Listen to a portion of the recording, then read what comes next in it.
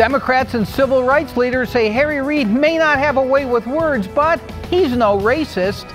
Even the president says, hey, give Reid a pass for his inartful comments about Obama's racial appeal. But the man in charge of the Republican National Committee says leader of the Senate is no place for Reid.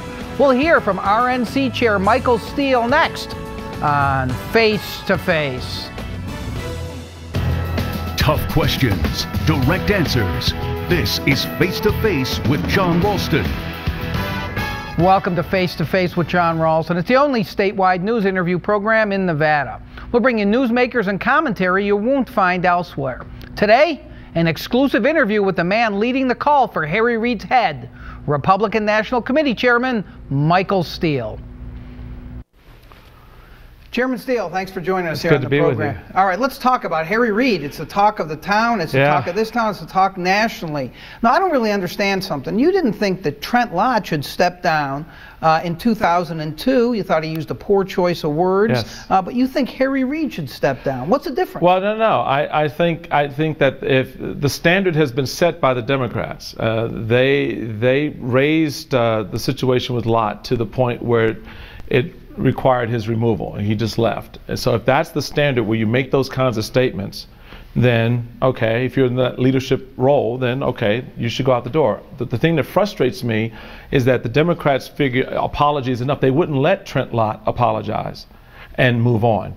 But now they want to just apologize and move on. And the question I have is, if Harry Reid is talking about he used a poor choice of words, what words would he have used?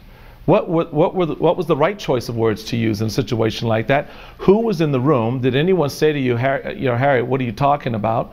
So they have this way of sort of inculcating this attitude, and when they get caught, it's a quick apology and everyone pats on the back. They roll out a few African Americans to defend them, and everything's good.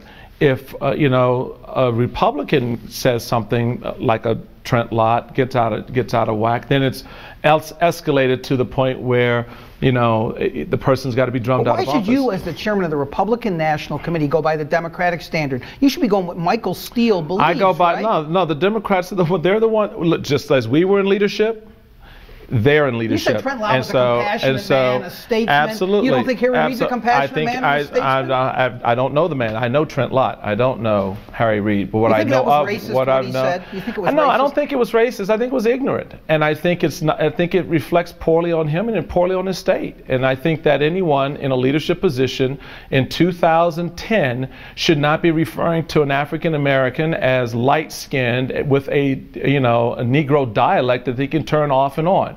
I mean, that's just ignorant, and that's a 1950s mindset that I think is reflective of more problems. Just about a month or so ago, in the midst of a healthcare debate, he gets up and starts comparing it to slavery. I mean, it's like, what is your problem? I guess what I'd ask is, isn't it apples and oranges in the sense that what Lott said was essentially if Strom Thurmond had been elected president and he ran on a segregationist agenda, the country would have been better off. Harry Reid. I don't know about what would have happened in 1948. They were at a birthday party. The leader of the Senate was saying nice things about the honoree.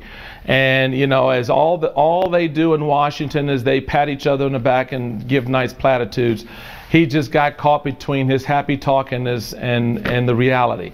Same is true here. But my only point is, if the standard is that when you make those kinds of mistakes, an apology is not enough, then fine, let's apply the standard. I mean, but you think they're being totally hypocritical? I think absolutely they're being hypocritical, because the reality of it is, it was 2008. It's not it's not 1948 or 2005 or whatever. It's a different mindset, a different time. You have an African American man running for the presidency of the United States, and the only thing you can say about him is that he's light-skinned. And that's not the only thing. Well, I'm just saying, in the context of his ability to pass. Because that's really what he was saying. He could pass. It's interesting, also on the Sunday shows, and you were all over those too, George Will said this is the first time he's agreed with something Harry Reid said, and he gets a hard time for it, because what George Will was saying, listen, Barack Obama was the kind of African American who could win a national election. Does that offend you? What is the kind of African American? That's what I don't George know. Will is saying. I didn't hear George Will's comment, so I can't. I'm telling you what he said. Well, I don't. You're telling me you don't what believe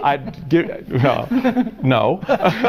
I don't. But no, seriously, that's what George Will. Well, I mean, I'd have an to argument with Liz Cheney. Right, and I'd have to see the context in which the argument took place and how he got to that conclusion. The bottom line is, I don't understand what, that kind of black person is, what kind of white person is qualified to run for president, what kind of Hispanic is. I mean, we go down this road. It is an ugly, difficult place to go. This country still has long vestiges of racism and the tensions around racism to deal with. We've not dealt with them effectively. A lot of folks felt, and I said this in 2008, that having an African American ascend to that level and to be able to be successful at that level did not mean an end to a lot of the other underlying causes and issues related to race. So, I mean, this again is just in the last month. Harry's given us two good examples of that underlying issues.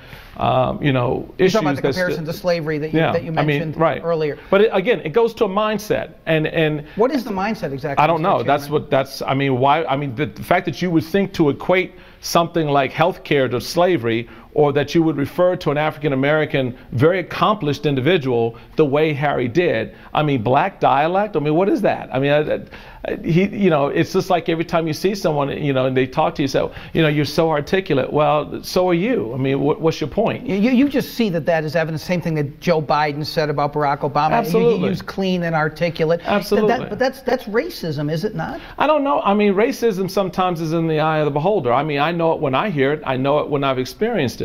It may be different for you based on your heritage and your experiences in life. The fact of the matter is that the American culture still has this thing with race.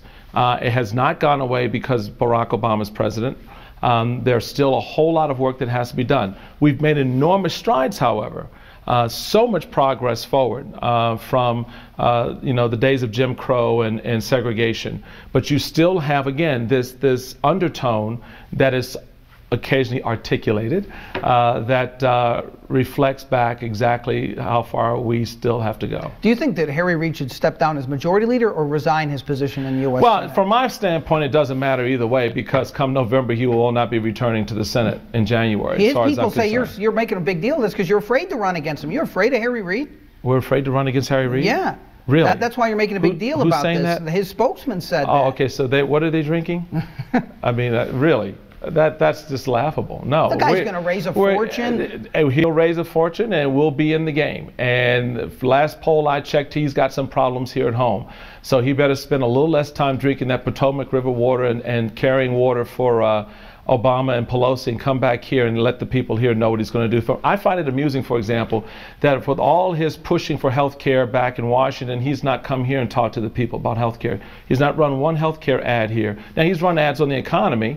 That's great. But everyone's talking about health care. So, Mr. Reid, what's your issue on health care here for the people of Nevada? How will your decisions that were done in a broom closet in Washington, D.C.